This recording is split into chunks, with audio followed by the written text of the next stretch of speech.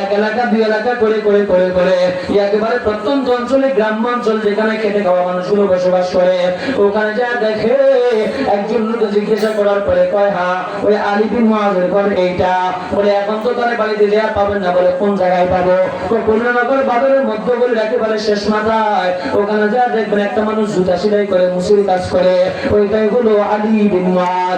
আব্দুল্লাহ ইবনে মুবারকের মনের মধ্যে প্রশ্ন, মালিক স্বপ্নে দেখাই দাও আলী বিন মুআয মুসির আল্লাহ সাল্লাল্লাহু আলাইহি ওয়াসাল্লাম কবুল করছে, কিন্তু সে কেমনে মুসির হয়, সে কেমনে এত অভাবে হয়? আলী বিন মুআযকে দেখার জন্য আব্দুল্লাহ বিন মুবারক সামনে দৌড়ায়।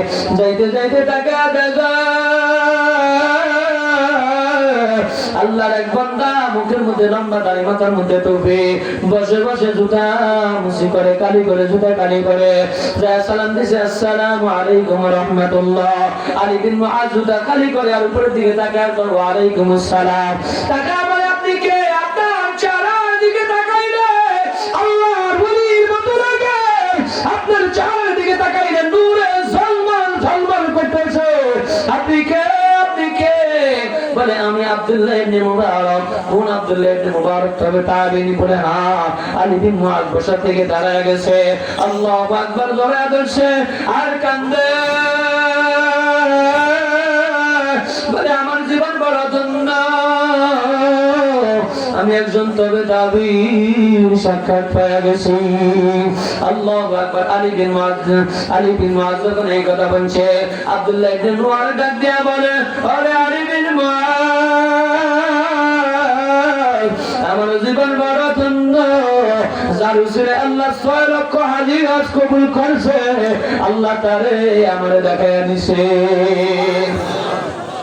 আলী বিন মুআয বলবে কি বলেন? বলে হ্যাঁ। ও আলী বিন মুআয, মিথ্যা বলিও না, আল্লাহ নূরে তৈরি বেরেস্তাদের জবানে শুনে আসছি, এই কথা সন্দেহ হতে পারে না, মিথ্যা হতে পারে না। খুলে বলো কি হয়েছে তোমার জীবনে, একটু খুলে বলো। বলে না, এটা কাউলে বলা যাবে না। বলে বলো আমি অনেক দূর থেকে সফর করে আসছি, না বললে যাব না।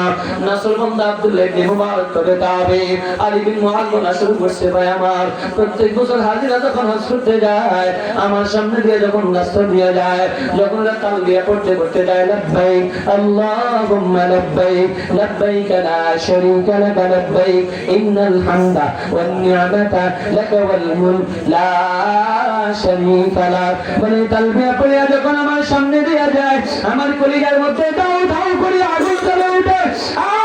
আমি বুঝি আমার মাওলা আমি কামাই দিতে পারবো না, আমি বুঝি আমার মালিকের কালো গিলাপ ধরে একটু কান্না করতে পারবো না, আমি বুঝি আমার নবীর রওজার সামনে দাঁড়ায়া একটু সালাম দিতে পারবো না। মনে বড় আশা ছিল যাব মদিনায়, সালাম আমি করব গিয়ে, সালাম আমি করব গিয়ে নবীর রওজায়। মনে বড় আশা ছিল যাব মদিনায়। আল্লাহ আমাদেরকে জীবনে একবার বলে দেওয়ার তৌফিক দান করেন, বলে আমিন। আলী বিন মুআয বলে যখন স্বাধীনতা যায় আমি শুধু চেয়ে চেয়ে কান্দি, আমার মনের মধ্যে হজ করার বড় স্বপ্ন। এই বছর চূড়ান্ত সিদ্ধান্ত নিয়ে নিয়েছি, 5 আনা ইনকাম হলে 1 আনা জমা রাখবো, 10 আনা ইনকাম হলে 2 আনা জমাবো। জমাইতে জমাইতে আমার হজের টাকা আলহামদুলিল্লাহ হয়ে গেছে। এই বছর এলাকা থেকে কারা কারা হজে যাবেন ওদের সবার সাথে তালিকা করিয়া দেখা করিয়া তালিকাটা করিয়া নিছি। সিদ্ধান্ত আগামীকাল সকালবেলা আমরা রওনা করব। যার যার বাড়ি থেকে রাত্রেবেলা বিদায় নিয়ে মসজিদে অবস্থান করবো, ফজর পরে মুসল্লিদের থেকে বিদায় নিয়ে আমরা রওনা করব। আমি বাড়িতে গেছি, আমার বিবিরে কই, বিবিরে আমার হজের টাকাগুলো দাও, তোমার সাথে জীবনে অনেক অন্যায় হাত করেছি, আমার বিদায় দিয়া দাও। স্ত্রী আমার ডাক দিয়া কয়, স্বামী আমার আপনি যাবেন সমস্যা নাই, 5-6 মাসের সফর, আমার একটু গোশত খাইতে মন চাই, একটু গোশত একটু আমার আনিয়ে দেন। একটু গোশত আনিয়ে দেন। আল্লাহু আকবার। আলী বিন মুআজ বলেন একটু গোশত আনিয়ে দেন। যখন স্ত্রী বলছে, আমি বলছি এত রাতে কই পাবো?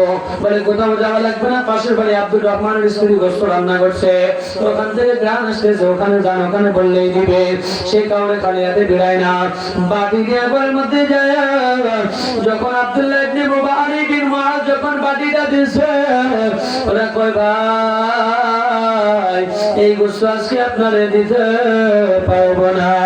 আরে অল্প একটু দাও, আমি হাতে যাবো, তোমার জন্য দোয়া করবো। বলে ভাই অল্প বেশি বড় কথা নয়, কথা হলো আমরা যে গোশত রাঁধছি এটা আমাদের জন্য খাওয়া হালাল, আপনাদের জন্য হালাল না। বলে কেন? তোমরাও তো মুসলমান, আমরাও তো মুসলমান। বলে ভাই না, আপনার ভাই মারা গেছে আজকে অনেক দিন হয়ে গেছে, আমার সন্তানগুলো খাবারের জন্য কান্দে, আমার ঘরে খাবারের কিছু নাই।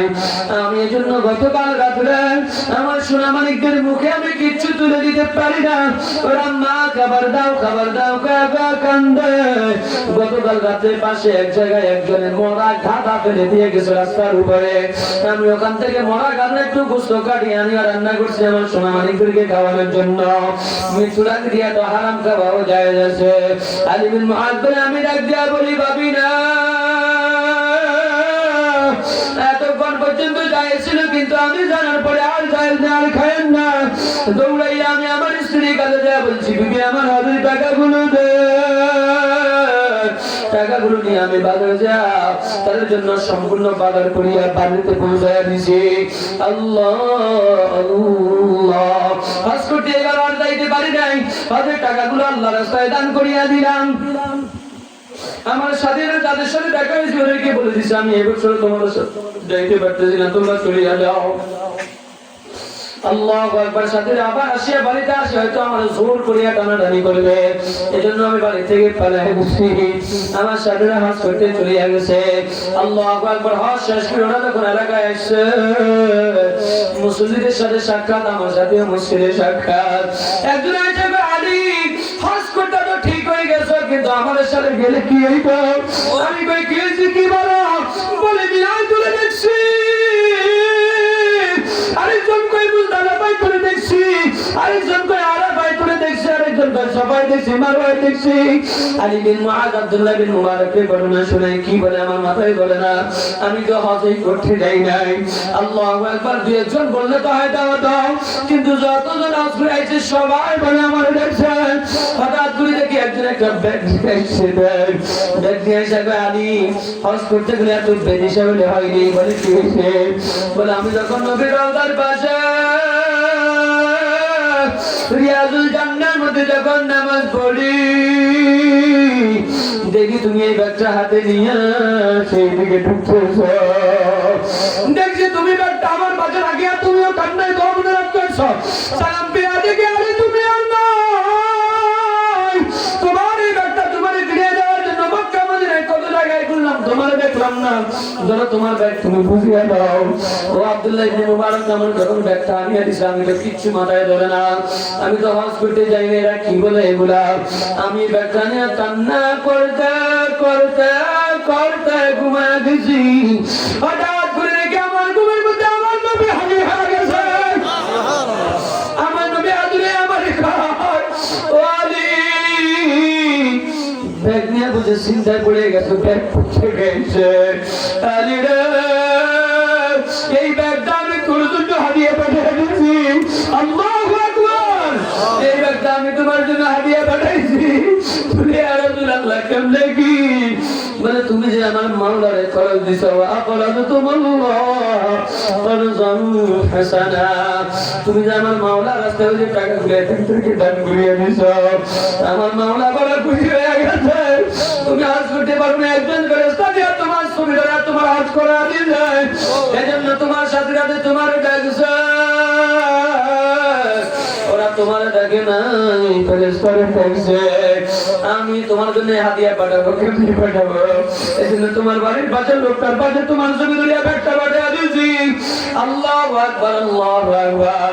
তোমার ব্যাগ মনে করিয়াও তোমার কাছে পৌঁছে দিয়েছে। আলী এটা আমার পক্ষ থেকে হাদিয়া। আব্দুল্লাহ ইবনে মুবারক কান্দে, চিৎকার দিয়া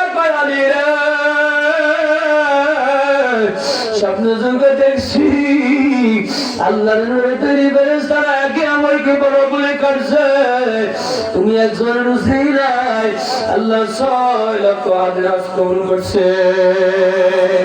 আল্লাহ আল্লাহ ও আমার ভাইরা ওই মাওলাকে এখন আছে না নাই ওই মাওলার এখন একটু কলস দেওয়া যাবে নি কারা কারা দিতে যারা আছে মালিক একটু বিকার তুলে দেখাও ও মাওলা কইলা নামের বাজার এলাকার এই মাহফিল দিকে তাকিয়ে দেখো তোমার এই বান্দাগুলো আলী বিন মুআজ উত্তরসূরি হতে চাই এরাও তোমার রাস্তায় দান সৎকার করতে চায় এরাও কোরআনকে মহব্বত করতে চায় আল্লাহ এই মানুষগুলোকে তুমি মাফ করিয়া দাও জাহান্নামের নিচে থেকে নামটা কাটাইয়া আল্লাহ জান্নাতের তালিকায় নামটা উঠে দাও জোরে কোন আমিন মোবাইল এই কোরআনটা আমার নবী দেখে দাও আমানত এখান থেকে আমি আল্লাহর কিছু বান্দা চাই এই মার্কাজ